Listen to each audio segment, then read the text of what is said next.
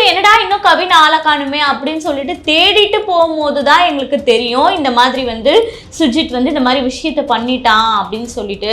ஆனா எங்க அப்பாக்கோ எங்க அம்மாக்கோ இந்த கொலை பத்தியோ இந்த மாதிரி விஷயம் பத்தியோ எதுவுமே தெரியாது, அதனால தயவு செஞ்சு எங்களை விமர்சனம் பண்ணாதீங்க அப்படின்னு சொல்லிட்டு அந்த பெண் வந்து மனமுடைந்து ஒரு வீடியோ வந்து இன்னைக்கு வெளியிட்டு இருக்காங்க.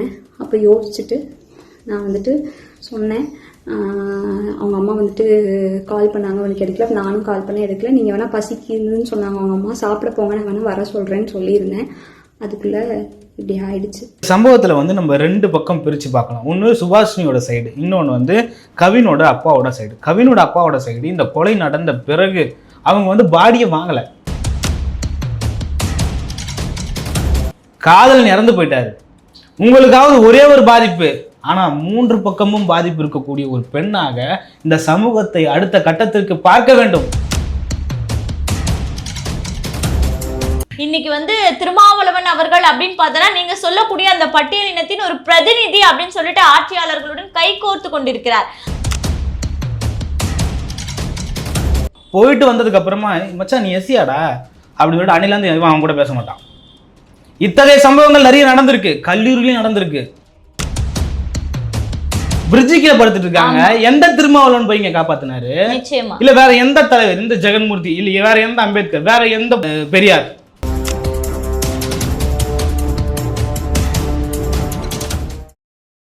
கலங்கரை சொந்தங்களுக்கு அன்பு வணக்கம். கலங்கரை பார்வை நிகழ்ச்சிக்கு உங்களை வரவேற்பதில் மகிழ்ச்சி.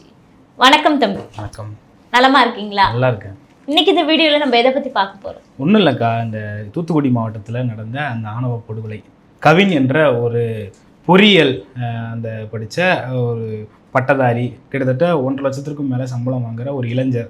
அவர் வந்து ஒரு பல்லர் சமூகத்தை சார்ந்தார். சுபாஷினின்னு சொல்லிட்டு தேவர் சமூகத்தை சார்ந்த ஒரு பெண், தூத்துக்குடி மாவட்டத்தை சார்ந்த ஒரு பெண். இவங்களுக்குள்ள 10ஆம் வகுப்புலேருந்து பள்ளி படுக்கிற பருவத்திலேருந்து காதல் வயப்பட்டு இவங்க வந்து ரொம்ப நாட்களாகவே ரிலேஷன்ஷிப்பில் இருந்திருக்காங்க. இவங்களை வந்து கல்யாணத்துக்கு போகணும், சரி கல்யாணம் பண்ணிக்கணும் அப்படின்ற ஒரு முடிவு எடுத்த பிறகு அவங்க அப்பா அம்மா கிட்ட போய் பொண்ணு சொல்லியிருக்காங்க. 6 மாதம் வரைக்கும் டைம் எடுக்கலாம் அப்படின்னு சொல்லிட்டு இருக்காங்க. அப்புறம் அவங்க தம்பி வந்து நீங்கள் வாங்க அப்படின்னு சொல்லிட்டு கூப்பிட்டுருக்காரு. நம்ம கவின் வந்து அவங்க அப்பா, அவங்க அம்மா, அதுக்கப்புறமா அவங்களோட தாத்தா, அவங்களோட மாமாவெல்லாம் கூட்டிகிட்டு மருத்துவமனைக்கு, சுபாஷினி வேலை செய்கிற அவங்க மருத்துவமனைக்கு போயிருக்காரு. போன இடத்துல அவங்க தம்பி பார்த்துட்டு வாங்க வீட்டுக்கு போய் நம்ம அப்பா அம்மா பார்ப்போம்னு சொல்லிட்டு கூப்பிட்டுருக்காரு. சரின்னு சொல்லிட்டு ஏறி போகிறப்போ கீழே இருக்கிறப்போ மிளகா தூவி அதுக்கப்புறமா கழுத்தில் வெட்டி கொன்னதாக தகவல் வந்திருக்கு. பல்வேறு சம்பவங்கள் நாங்கள் நடந்திருக்கலாம், ஆனால் தகவலாக நமக்கு வந்தது இதாக தான் இருக்கு. இல்லை, இன்னைக்கு இப்போ நம்ம பேசி கொண்டு இருக்கக்கூடிய இந்த வேலையில கிட்டத்தட்ட ஒரு 1/2 மணி நேரம் இருக்கும் அப்படின்னு நினைக்கிறேன். அப்போ வந்து அந்த பெண்மணியே வந்து ஒரு வீடியோ வந்து வெளியிட்டு இருந்தாங்க, சுஹாசினி. என்ன அப்படின்னா, எங்களை பத்தி அதிகமாக யாரும் விமர்சனம் பண்ணாதீங்க, நான் காதலிச்சதெல்லாம் உண்மைதான், ஆனா இந்த கொலைக்கும் எங்க அப்பா அம்மாக்கும் எந்த ஒரு சம்பந்தமுமே கிடையாது. ஏன்னா வந்து நான் வந்து எங்க அப்பா கிட்ட வந்து என்னுடைய காதலியே சொல்லல, சொன்னதே என் தம்பி தான். சுஜித் தான் போயிட்டு என்ன சொன்னா, அக்கா இந்த மாதிரி லவ் பண்றா அப்படின்ற விஷயத்தையே வந்து வெளிப்படுத்தினா. அப்படி வெளிப்படுத்தும் போது அப்பா என்ன கேட்டாரு, கேட்கும் போது நான் காதலிக்கல அப்படின்னு சொல்லிட்டேன். அதுக்கு ஒரு காரணம் இருக்கு. ஏன்னா நான் கவின் வந்து நானும் கவினும் பேசிட்டு இருக்கும் போது எனக்கு இன்னும் 6 மாசம் டைம் வேணும் அப்படின்னு சொல்லிட்டு என்கிட்ட கேட்டான். அதனால வந்து நான் வீட்டுல வந்து பொய் சொல்லிட்டேன், அது அப்படியே கிடப்புல போடப்பட்டுச்சு. ஆனா என் தம்பி என்ன பண்ணிருக்கான் அப்படின்னா, இல்ல நீங்க பொண்ணு கேட்க வாங்க அப்படின்னு சொல்லிட்டு அவன்கிட்ட பேசி அந்த மாதிரி பேசி வர வச்சிருக்கான். ஆனா வந்து என் தம்பி வந்து அவங்க கிட்ட வந்து கவின் கிட்ட வந்து என்ன பொண்ணு கேட்கறதுக்குலாம் வா, ஏன்னா நீங்க வந்து பொண்ணு கேட்டு மேரேஜ் பண்ணிட்டேன்னா அதுக்கப்புறம் எனக்கு ஒரு கரியர் இருக்கு, நான் அந்த கரியரை பார்க்கணும் அப்படின்னு சொல்லிட்டு சுஜித் வந்து சொன்னதா கவின் கிட்ட இவங்க வந்து சொல்றாங்க. அப்படியெல்லாம் பேச்சுவார்த்தை போயிட்டு இருந்தது. அதுக்கப்புறம் கவினுடைய தாத்தாக்கு உடம்பு ரொம்ப சரியில்லாம ஆயிடுச்சு. அதனால என்கிட்ட தான் எப்பவுமே ட்ரீட்மெண்ட்க்கு வருவாங்க. அப்படி கூட்டிட்டு வர்றதுக்காக தான் அவங்க அம்மா, மாமா, தாத்தா, கவின் எல்லாருமே வந்தாங்க.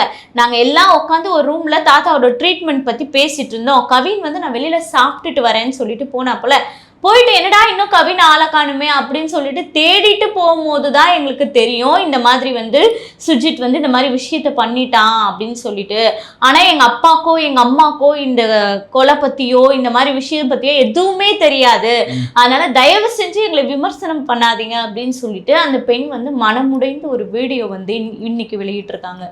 எல்லாத்தையும் தாண்டி இந்த ஆணவ படுகொலைன்னு வரப்போ அது நமக்கு வந்து ஏத்துக்க முடியாத ஒரு கொலையா பார்க்கப்படுது. நிச்சயமா, என்னதான் ஒரு மனுஷன் மனுஷன் வந்து சம்பாதிச்சாலும், என்னதான் உயர்ந்த படிப்பு படித்தாலும், என்னதான் உயர்ந்த மாடியில் வாழ்ந்தாலும், என்னதான் உயர்ந்த ஊதியம் பெற்றாலும், அங்கே அவன் வந்து இங்கே தாழ்த்தப்பட்டவனாவே பார்க்கப்படுறான்றது வந்து ரொம்ப கொடுமையான ஒரு விஷயமா நம்ம வந்து இங்க பாக்குறோம். கண்டிப்பா.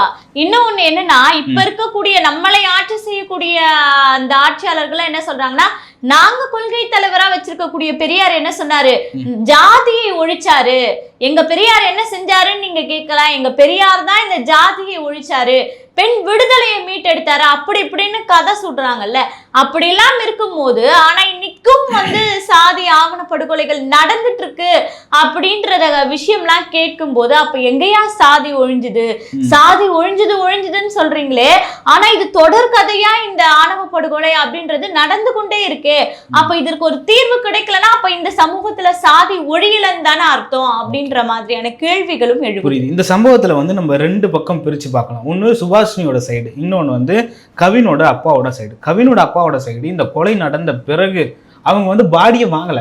ஏன்னா இந்த ஆணவ படுகொலை, இந்த படுகொலையில என் புள்ள வந்து நல்லா சம்பாரிச்சிட்டு இருந்த புள்ள, அவனுக்கு நீங்க என்ன நிவாரணம் கொடுத்தாலும் எங்களுக்கு அது, ஏன்னா அவன் எங்களுக்கு எவ்வளவு சம்பாரிச்சு கொடுத்துட்டான், அதனால நீங்க என்ன நிவாரணம் கொடுத்தாலும் எங்களுக்கு நிதி தேவையில்லை, நிதி தான் வேணும்னு எல்லாரும் சொல்றது போல அவங்க அப்பா சொல்லிட்டு இன்னொரு வார்த்தை கூடுதலா சொல்றாரு, கொலை பண்ணவன் 2 பேரையும் கொலை பண்ண வேண்டியது தானே அப்படின்ற ஒரு வார்த்தை சொல்றாரு. அது ஆதங்கத்தின் வெளிப்பாடா நம்ம அங்க பாக்குறோம். அதே போல சுபாஷினி என்ன சொல்றாங்கன்னா, நேத்து வந்த தகவலின்படி, 2 நாளைக்கு முன்னாடி வந்த தகவலின்படி நான் வந்து கவினை காதலிக்கவே இல்லை அப்படின்னு உடனே நம்ம சமூக ஊடக புரட்சியாளர்கள் என்ன பண்ணாங்க, சிறிய திருத்தம் தம்பி, அந்த பெண் சொன்னதா சொல்றாங்க, அந்த உண்மையா பொய்யான்னு தெரியல. ஏன்னா இன்னைக்கு இந்த பெண் வந்து நான் வந்து காதலிக்கிறேன் அப்படின்ற வார்த்தை சொல்றது என்னன்னா, 2 நாளைக்கு முன்னாடி அவங்க சொன்னதும் சமூக ஊடக புரட்சியாளர்கள் எல்லாம் உள்ள வந்து என்ன பண்ணாங்கன்னா, அந்த புகைப்படங்கள் எடுத்து போடுறது, எங்கேருந்து கலெக்ட் பண்ணாங்கன்னு தெரியல, அந்த புகைப்படங்களை எடுத்து போடுறது, இது காதல்னா வேற எது காதல், இதுதான் நாடக காதல் நடத்தி ஒரு பெண் வந்து ஒரு அந்த பொண்ணோட சுச்சுவேஷன் என்னவா இருக்குன்றது இவங்க யாராவது புரிஞ்சுக்கிட்டாங்களா அப்படின்ற ஒரு கேள்வி இருக்கு. அப்போ ஒரு பெண் தன்னோட காதலிக்கிறவனை நேரடியா கூப்பிட்டு கொலை பண்ணுன்றது அவங்களோட எய்மா இருந்திருக்கும்னு நீங்க நினைக்கிறீங்களா? 10வது படிக்கிறதுல இருந்து காதலிச்ச ஒரு பெண், அந்த பெண் வந்து இன்னைக்கு மனமுருகி ஒரு இடத்துல பேசுறாங்கல்ல. அப்போ இவங்க என்னென்னமா மாதிரியான விமர்சனங்களை முன் வச்சாங்க, அவங்களோட அப்பா ஆதங்கத்துல பேசுறாங்க. உங்களுக்கு எங்கெங்க போச்சு புத்தி? எல்லாருமே சொல்றான் அந்த பொண்ணை வெட்ட வேண்டியதானே, அந்த பொண்ணை வெட்ட வேண்டியதானே, அந்த பொண்ணை வெட்ட வேண்டியதானே. கோவத்தில் பேசுவதாக இருந்தாலும் ஒரு நியாயம் வேண்டாமா அப்படின்ற ஒரு கேள்வி இருக்குல்ல. அப்போ நீங்க சுபாஷினி மேல இவ்வளவு விமர்சனங்களை வச்ச பிறகு சுபாஷினி மனம் உருகி ஒரு வீடியோவை வெளியிடுறாங்க. அதுல வந்து அது உண்மை இருக்கு, பொய் இருக்கு, இல்ல யாரோ தந்த அழுத்தத்தின் பேரால் தான் சுபாஷினி வந்து ஆன்லைன்ல வந்து பேசுனாங்க, இல்ல வீடியோ வெளியிட்டாங்க அப்படின்றதெல்லாம் தாண்டி சுபாஷினி ஒரு பெண், சுபாஷினி கத்தி எடுத்து கொலை பண்ணல. சுபாஷினி செய்த ஒரே ஒரு தவறு என்னன்னு பாத்தீங்கன்னா, தன்னுடைய அப்பா அம்மாவையும் தன்னுடைய தம்பியும் நம்பியதுதான். புரியுதுல்ல? அப்ப இருக்கிறப்போ பல்வேறு அழுத்தங்கள் இருந்திருக்கலாம். தம்பி கொலை பண்ணிட்டாரு, அப்பா கைது செய்யப்பட்டு சிறையில் அடைக்கப்பட்டாரு, காதலன் இறந்து போயிட்டாரு, உங்களுக்காவது ஒரே ஒரு பாதிப்பு. ஆனா 3 பக்கமும் பாதிப்பு இருக்கக்கூடிய ஒரு பெண்ணாக இந்த சமூகத்தை அடுத்த கட்டத்திற்கு பார்க்க வேண்டும், கண்டிப்பா. இன்னொன்னு, அந்த பெண் வந்து வீடியோ இந்த மாதிரி வெளியிட்டு இருக்காங்க, அந்த பெண்ணுடைய புகைப்படங்கள்லாம் வெளியே வந்துச்சு. அதாவது கவின் இறந்து விட்டார், ஓகேவா? இப்போ அந்த பெண் வந்து இந்த சமூகத்துல வாழ்ந்துட்டு இருக்காங்க, நாளைக்கு அவங்க ஃபியூச்சர் என்ன? பலரும் போடுறாங்க கவின் இறந்து விட்டார். புரியுதா உங்களுக்கு சொல்றது? அதை பார்க்கறதுக்கு ரசிக்கும்படி இருக்கும். ஆனா வந்து கவினை திட்டமிட்டு கொலை பண்ணது அவருடைய தம்பி. அவங்களுக்கு 1000 அழுத்தங்கள் இருந்திருக்கலாம். நான் திரும்ப சொல்றேன், என்ன மாதிரியான எல்லா சுச்சுவேஷனும் ஒரு மனிதனை மோசமான மிருகமா மாத்தும், யாரும் இல்லைன்னு மறுக்கல. ஆனா அதற்கு அந்த பொன் பொறுப்பேற்க முடியுமா? சுபாஷினி பொறுப்பேற்க முடியுமா? ஆணவ படுகொலை ஒழிக்கப்பட வேண்டியது உண்மைதான். ஆணவ படுகொலை ஒரு பெரிய கொடுமை, இந்திய நாட்டில் தீண்டாமை ஒரு பெரிய கொடுமை, உண்மைதான். அதுக்குன்னு அந்த பொண்ணையும் கொலை பண்ணிருக்கீங்களா? இல்ல, ஒரு உயிருக்கு இன்னொரு உயிர் அப்படின்றது வந்து தீர்வு கிடையாது. ஆணவ படுகொலை தப்பு, யார் பண்ணது அவங்கள தூக்குல ஏத்துங்க, அவங்களுக்கு தனி சட்டம் போடுங்க, வரவேற்கிறோம், வாழ்த்துறோம். ஆனா அந்த பொண்ணை பிளேம் பண்ணாதீங்க. ஏன்னா உண்மையிலேயே அந்த பொண்ணுக்கு அது நோக்கமா இருந்தா ஏங்க கவினை போய் காதலிக்க வேண்டும்? பொதுவெளியில இன்னைக்கு வந்து பேசுறப்ப அவங்க என்ன சொல்றாங்க, இந்த மாதிரி எனக்கும் கவினுக்கும் இருந்த உறவு எங்களுக்கு மட்டும்தான் தெரியும், அது குறித்து வேற யாரும் பேசாதீங்க அப்படின்னு சொல்றாங்க. அவங்க நினைச்சிருந்தா கவின் யாருன்னு தெரியாதுன்னு சொல்லியிருக்கலாம்ல, ஏன் சொல்லல? நீங்க சொன்னதாக சொன்ன ஒரு வதந்தி, அந்த வதந்திக்கு மறுப்பு கூட தெரிவிக்கலாங்க, அமைதியா கடந்துதான் போறாங்க. எங்க அப்பா அம்மாக்கும் இதுக்கும் சம்பந்தம் இல்லை, ஒரு காவல்துறை அதிகாரிகள், அவங்க என்ன வேணாலும் யோசிச்சிருக்கலாம், அவங்களுக்கு இதுக்கு தொடர்பு கூட இருக்கலாம். ஆனா அந்த பொண்ணுக்கு தெரியாமல் தான் செஞ்சிருப்பாங்க. ஒரு பெண் வந்து 10வது படிக்கல இப்பனா ஒரு 10 வருஷம் வச்சுங்களேன், 10 வருடம் காதலித்த ஒரு காதலனை நடுத்தருவில் வெட்டி வீழ்த்துறத அனுமதிப்பாளா அப்படின்றது எனக்கு தெரிஞ்சு இல்லைன்னு தான் நான் நினைக்கிறேன். இன்னொன்னு, இப்ப நீங்க சொன்னது போல ஏதாவது அந்த பையனை கொல்லணும் அப்படின்னு நினைச்சிருந்தா கூட இந்த பெண்ணுகிட்ட எப்படி சொல்லுவாங்க? இந்த பெண்ணை நம்புவது போல் நம்ப வைத்து விட்டுதான் அதுக்கப்புறமா வந்து அவங்க அப்பா அம்மா வந்து அதிகாரத்துல இருக்கிறதால அதனால வந்து எது நடந்தாலும் நம்ம பாத்துக்கலாம் அப்படின்ற ஒரு மைண்ட் செட்ல கூட அவங்க பண்ணிருக்கலாம். ஆனா எல்லாத்துக்குமே இந்த ஒரு பெண்ணு தான் வந்து பொறுப்பு அப்படின்றது வந்து இந்த சமூகம் வந்து தற்போது அந்த பெண்ணை தான் வந்து ஒரு குற்றவாளியாக காண்பித்து கொண்டிருக்கிறது. ஆனா இது ஒரு தவறான விஷயம். உங்களுக்கு வந்து சிறப்பான ஒரு எக்ஸாம்பிள் சொல்லணும்னு பார்த்தீங்கன்னா கண்ணகி முருகேசனோட கதை. இது வந்து உச்சபட்ச ஆணவ படுகொலை. அந்த கண்ணகி முருகேசனோட கதையில வந்து கண்ணகி வந்து போயிட்டாங்க, கூடயே வந்து தன்னோட காதலனோட செத்து போனாங்க. உங்களுக்கு தெரியும், காதுல மூக்குல கண்ணுல வந்து விஷத்தை ஊத்தி கொலை பண்ணாங்க. அப்படிப்பட்ட ஒரு கோர சம்பவத்துல அந்த பெண் தன்னோட காதலனோடு இறந்து போனாங்க. அதனால நீங்க வந்து காதலியை கொச்சைப்படுத்துறதை ஏத்துக்கவே முடியாது. கண்ணகி முருகேசன் தொடங்கி இன்று வரை ஆணவ படுகொலை கிட்டத்தட்ட 600க்கும் மேற்பட்ட ஆணவ படுகொலை நடந்திருக்கு. மீனவர்களே, அடுத்த நாட்டு எல்லையில சுட்ட மீனவர்கள் 750 பேர் தான் செத்துருக்காங்க. அதுவும் தவறு தான், இல்லைன்னு சொல்ல. ஆனா அவன் அடுத்த நாடு இராணுவம், அவனுக்காவது ஒரு கொஞ்சம் குறைஞ்சபட்ச நியாயம் இருக்கு. என்னோட எல்லையை தாண்டிட்டான் இது இல்லாம அனுமதி இல்லாம அப்படின்னு சொல்லிட்டு நாங்க சுட்டோம், ஆனா கைதுதான் பண்ணணும், சுட்டோம்னு சொல்லிட்டு சொல்றான். ஆனா சொந்த நாட்டுக்குள் அகதியாக வாழ்கிறார்களா பட்டியல் சமூகத்து மக்கள் அப்படின்ற ஒரு கேள்வி இருக்கா இல்லையா? சொந்த நாட்டுக்குள் 600 பேர் இதுவரைக்கும் கொலை பண்ணப்பட்டிருக்காங்க. ஆணவ கொலை என்ற இதுக்கு பேர் ஆணவம். பிரம்மாண்டமான ஒரு பேர் வச்சாதான் அவனுக்கு வந்து மகிழ்ச்சியா இருக்கும் சொல்லிட்டு ஆணவம். இதே நீங்க ஆணவம் ஒரு மொக்க கொலைன்னு வைக்கலாமா?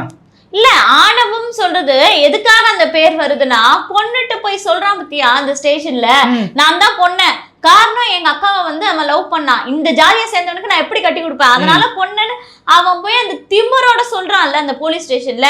இதற்காக தான் இது ஆணவ படுகொலை அப்படின்னு சொல்லப்படுது. ஆனா இந்த படுகொலைகள்லாம் இன்னைக்கு நடக்குது அப்படின்னா இதற்கு மிகப்பெரிய ஒரு என்ன சொல்றது, ஒரு ஒழிக்கப்பட வேண்டிய விஷயம் என்னன்னா நிச்சயமா ஜாதி தான்.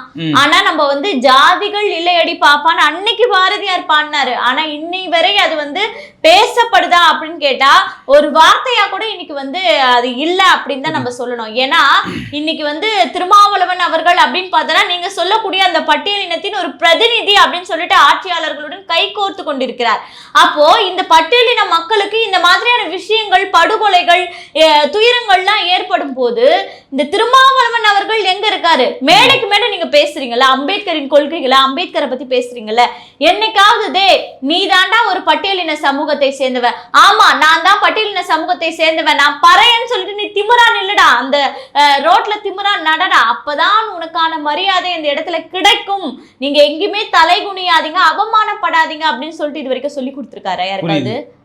நீ பறையன்னா உன்னை செருப்பால அடிப்பாங்கடா அப்படின்னு சொல்லிட்டு பேசுறது தானே திருமாவர்கள். அப்படி பேசும்போது ஒரு பிரதிநிதித்துவத்தின் தலைமையாக இருக்கக்கூடிய ஒருத்தரே ஒரு சாதியை இழிவா பேசும்போது அப்ப அந்த மக்களினுடைய மனநிலைமை எப்படி இருக்கும்? ஐயோ இவனை இந்த ஜாதியா, இவன் இப்படிதான், இப்படியாப்பட்டவன் தான் அப்படின்ற முத்திரையை நீங்க தானே குத்துறீங்க. அப்ப முதல்ல இந்த சாதிய தலைவர்கள்னு இருக்காங்க பத்தியா, இந்த சாதிக்கு இந்த பிரதிநிதி, இந்த சாதிக்கு இந்த பிரதிநிதி, முதல்ல அதை ஒழிக்க.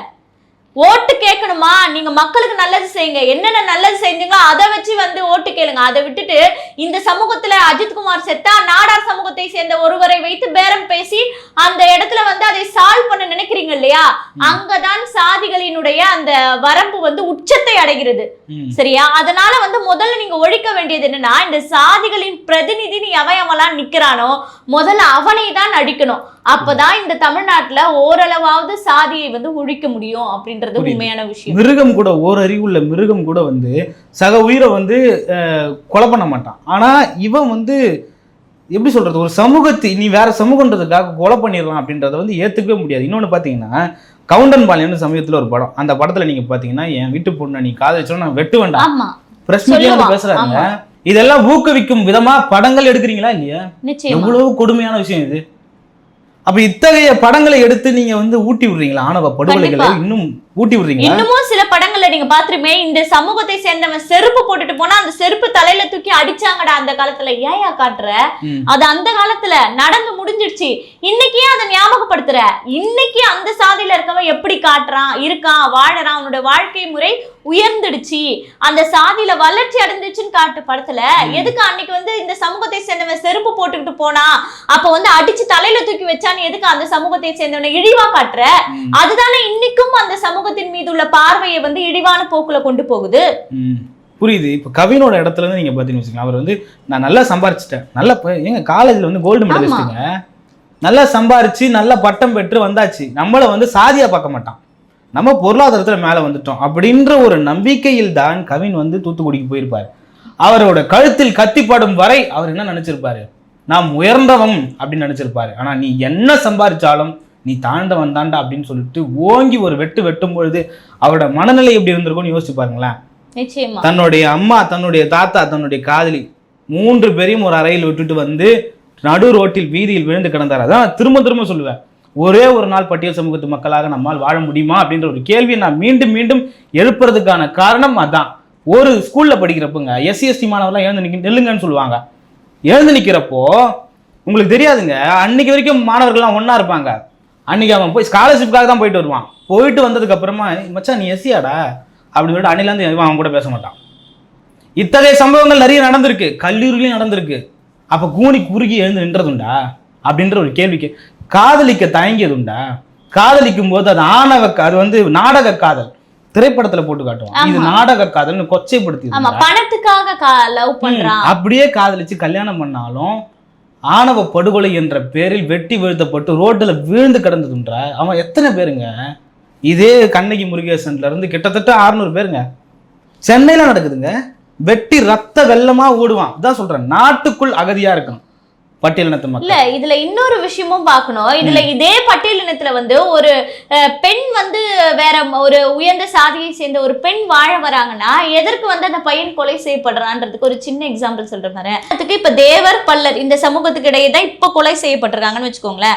ஏன் அப்படின்னா அந்த பொண்ணை சேர்ந்தவங்க வந்து தேவர், இவங்க வந்து பல்லர் அப்படின்னும் போது இந்த பையனிடம் அந்த பெண்ணை திருமணம் பண்ணிட்டாங்கன்னா இந்த தேவர் சமூகமே வந்து என்ன பண்ணணும், இந்த பெண்ணுக்காக அந்த பல்லர் வீட்டோட உறவு வச்சுக்கணும், அவங்க வீட்டுக்கு வரணும், சாப்பாடு சாப்பிடணும், அந்த பெண்ணை வாழ வைக்கிறதுக்காக பல சீர்வரிசைகள் செய்யணும். குடும்பமே வந்து பாத்தீங்கன்னா இந்த அதாவது பல்லர் குடும்பத்தோடு நிறைய நெருங்கிய உறவு முறையில இணைய வேண்டிய கட்டாயத்துக்கு தள்ளப்படுறாங்க.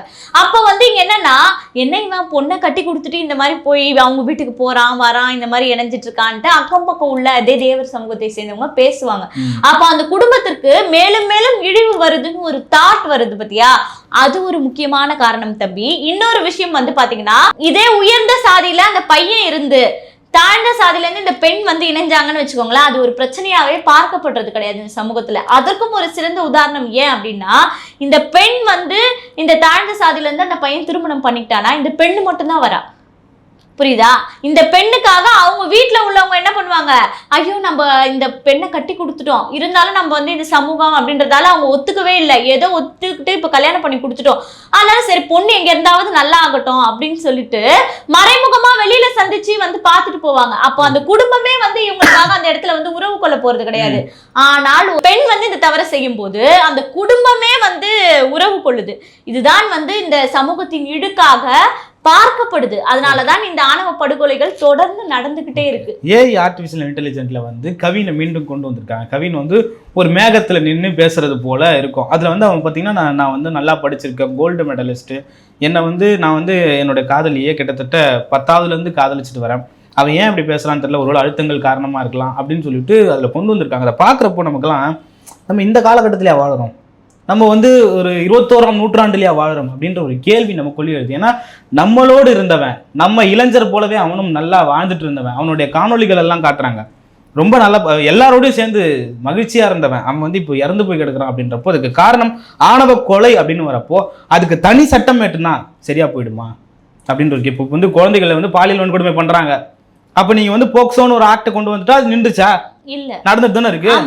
அது பிரச்சனை இல்லை. அப்ப என்ன பண்ணணும், நாடு நவீனமயமாக்கப்படணும். அதுதான் மீண்டும் மீண்டும் சாதி ஒழியணும். எப்படிங்க ஒழியணும், எப்படிங்க எந்த புரட்சியாளர் வந்து ரோட்ல நின்று சாதியை ஒழிச்சாரு? அம்பேத்கர் ஒழிச்சாரா? பெரியார் ஒழிச்சாரா? சாதி ஒழிப்புக்கான திறவுகோள்களை கொடுத்தார்கள். சாதியிலிருந்து தீண்டாமையிலிருந்து வெளியே வர்றதுக்கான சட்டங்களை இயற்றினார் அம்பேத்கர், அவ்வளவுதான். ஆனா சாதி எப்படி ஒழிஞ்சதுன்னு பாத்தீங்கன்னா, நீங்க அரக்கோணத்துலேருந்து சென்னை வரைக்கும் ரயில் ரோடு போட்டாங்க. ரயில் ரோடு போறதுக்கு முன்னாடி அங்க வெறும் வேளாண்மை தான் வேலை. அங்க வேளாண்மை செய்யறப்போ ஆதிக்க சாதியினர் என்ன பண்ணான்னு பாத்தீங்கன்னா, அவன் தான் வேளாண்மை செய்யறான், அவனுக்கு கீழே அடிமையா வந்தவன் பறையன். ரயில் ரோடு போட்டதுக்கு அப்புறம் ரயில் ரோட்ல வேலைக்கு ஆள் எடுத்தான், ரயில்வேல.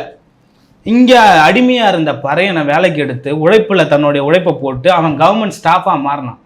மாறும்போது ட்ரெயின் வருது, ட்ரெயின்ல ஏறி போய் பல பட்டியலினத்து மக்கள் பிரைவேட் கம்பெனில போய் வேலை செஞ்சான்.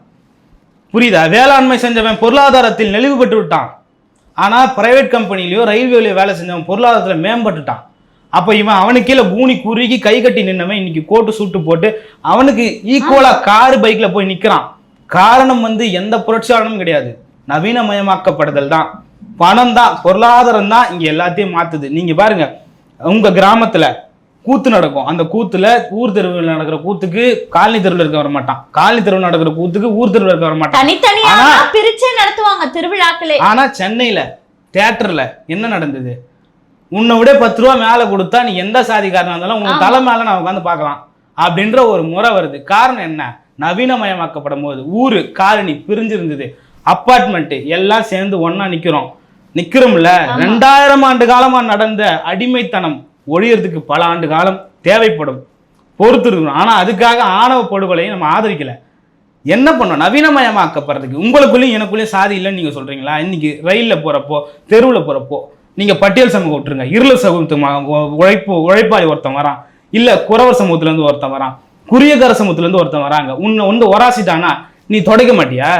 தொடைக்கும் பொழுது உனக்குள்ள சாதி இருக்கா? இருக்குதானே? என்னைக்காவது ஒரு நாள் இந்த குறவர் சமூகத்துல இருக்கிறவன் ட்ரெயின்ல உன்னோட சரிசமா உட்காந்து நீ பார்த்திருக்கிய? நடந்து போறான் பாத்தீங்களா, அந்த நடைபாதையில தானே உட்காந்துருக்கான். எவன் தீண்டாமை கேட்டான்? எவன் கேட்டான்? இதே விடுதலை சிறுத்தைகளுக்கு அம்பேத்கர் என்ன பண்ணாரு? எல்லா மக்களுக்கும் தான் சேர்த்து போராடினார். நீ உன் சமூகத்து மக்களுக்காக மட்டும்தான் நான் போராடுவேன்னு சொல்ற. அதே இருளர் சமூகம் எஸ்டின்னு ஒண்ணு இருக்கு, அவன் உனக்கு நீ அவனை அடிமையா தானே பாக்குற. அவன் சமூகத்துல நீ பொண்ணு கொடுத்து பொண்ணு எடுப்பியா? ஏன் எடுக்க மாட்ட? அங்க தீண்டாமை நீ கடைபிடிக்கிறியா இல்லையா? இவ்வளவு கேள்வி நமக்குள்ள எழுதா இல்லையா? கண்டிப்பா. ஏன் இதே திருமாவர்கள் ரெட்டைமலை சீனிவாசனுக்கும் MC ராஜாக்கும் இந்த மாதிரி நூற்றாண்டு விழாக்கள் நடக்கும்போது கலந்துக்கிறது இல்ல. ஆனா இதே அம்பேத்கர் பிறந்த நாள்ல போய் மாலை இடுறீங்க, மரியாதை செலுத்துறீங்க. அப்போ உங்க இனத்துக்காக போராடிய தலைவர்கள் மத்தியிலே நீங்க இவரைதான் நம்ம மரியாதை செய்யணும், இவருக்கு மரியாதை இல்லைன்ற அந்த பாகுபாடு நீங்க காட்டுறீங்க. இன்னைக்கு கூட நீங்க இங்க நம்ம அண்ணா நகர் பிரிட்ஜு கீழே பாத்தீங்கன்னா பல குறவன் குறத்தி பிரிட்ஜு கீழே படுத்துட்டு இருக்காங்க. எந்த திருமாவளவன் போய் இங்க காப்பாத்தினாரு? இல்ல வேற எந்த தலைவர், இந்த ஜெகன்மூர்த்தி இல்ல வேற எந்த அம்பேத்கர், வேற எந்த பெரியார் போய் காப்பாத்தினாங்க? இல்லங்க. இன்னைக்கு வரைக்கும் அவங்க மத்தியில் தீண்டாமை கடைபிடிக்கப்படுதா இல்லையா? ஏன் பட்டியல் சமூகத்துக்கு மட்டும்தான் தீண்டாமை கடைபிடிக்கப்படுதா? இல்ல, ஒட்டுமொத்த மனிதன் எவன் ஒடுக்கப்பட்டானோ அவன் பக்கத்துல நான் போய் நிப்பேன். சேகர் சொல்றாரு, யாரெல்லாம் ஒடுக்கப்படுறாங்களோ அவங்க கூட நான் நிப்பேன்னு சொல்றாருல, அந்த மாதிரி நீங்க நின்று இருக்கணும்ல, நிக்கணுமா இல்லையாங்க? அதை பண்ணாம நான் இவங்களுக்காக மட்டும் தான் போராடுவேன், இதை மட்டும் தான் செய்வேன் அப்படின்றப்போ இங்க ஒரே ஒரு தீர்வு தான். என்ன யார் சொன்னாலும் ஒரு தீர்வு தாங்க, நவீனமயமாக்கப்படணும், நம்ம எல்லாம் நாகரிகம் அடையணும். நாகரிகம் அடையும் பொழுது இந்த சாதி தீண்டாமெல்லாம் தானே ஒழிஞ்சிருங்க. முதல்ல இந்த மேட்ரிமோனிக்கள்ல இருக்குல்ல, வன்னியர் சாதி இவங்க இந்த சமூகத்தை சேர்ந்தவங்க பொண்ணு எடுத்துக்கலாம், அம்மா முதல்ல இதையெல்லாம் ஒழிங்க. பேசிக்கா உள்ளது நீங்க வளர்ச்சி இந்த சமூகத்துல உள்ளவங்க எல்லாம் கல்யாணம் பண்ணிக்கலாம் ஒன்னா சேர்ந்து, இதெல்லாம் தேவை கிடையாது. யார விருப்பப்படுறாங்களோ கல்யாணம் பண்ணிக்கிறாங்க, இல்லையா சொந்தத்துக்குள்ளேயே நம்ம சாதிக்காரங்களை கல்யாணம் பண்ணி வைக்கணும்னு கல்யாணம் பண்ணி வைக்கிறாங்க. அந்த கல்யாணத்தை யாருன்னா எதிர்க்கிறாங்களா? சொந்தத்துக்குள்ளேயே பண்ணிக்கும் போது சாதி பார்த்து திருமணம் பண்ணும்போது யாருன்னா எதிர்க்கிறாங்களா? இல்லையே. ஆனா நீங்க எதற்கு அதை மேற்கோள் காட்டக்கூடிய வகையில இந்த சாதியை சேர்ந்தவர்களுக்கு இந்த திருமண மையத்துல திருமணம் செய்து வைக்கப்படும் அப்படிலாம் ஏன் பண்றீங்க? ப்ரொமோட் ஏன் பண்றீங்க? ஏன் உதாரணத்துக்கு இன்னொரு எக்ஸாம்பிள் சொல்லலாம். இப்ப இருக்கக்கூடிய ஆட்சி காலத்துல ரெட்டியார் மாநாடு நடத்துறான், நாயுடு மாநாடு நடத்துறான், எதுக்கு அனுமதி கொடுக்குறீங்க? இது என்ன சாதிகள் மாநாடு நடத்துறதுக்கு தமிழகம் சாதியால சாதி வெறி பிடிச்சு அலையறீங்களா நீங்க? இந்த ரெட்டியார் மாநாடு நாயுடு மாநாடுல யாருக்கு என்ன பலன்? யாருக்கு என்ன பலன்? இன்னைக்கு ஆணவ படுகொலையில செத்தான்ல, அவனுக்கு பலன் கிடைச்சதா? இல்ல நான் உயர்ந்த சாதின்னு ஒரு பொண்ணு அப்பா அம்மா தன்னுடைய தம்பி எல்லாரையும் ஜெயிலுக்கு அனுப்பிட்டு உட்காந்துருக்கேன், அந்த பொண்ணுக்கு பலன் கிடைச்சதா? யாருக்காக பலனு? அப்ப நீங்க இப்படி சாதி சாதி சாதின்னு ஒவ்வொரு சாதியும் பிரித்து உயர்ந்த சாதி தாழ்ந்த சாதின்னு பிரித்து பாகுபாடு படுத்தி இன்னமும் நீங்க சமூகத்துல வந்து என்ன பண்றீங்க, சாதியை கட்டமைச்சிட்டு வருவீங்க.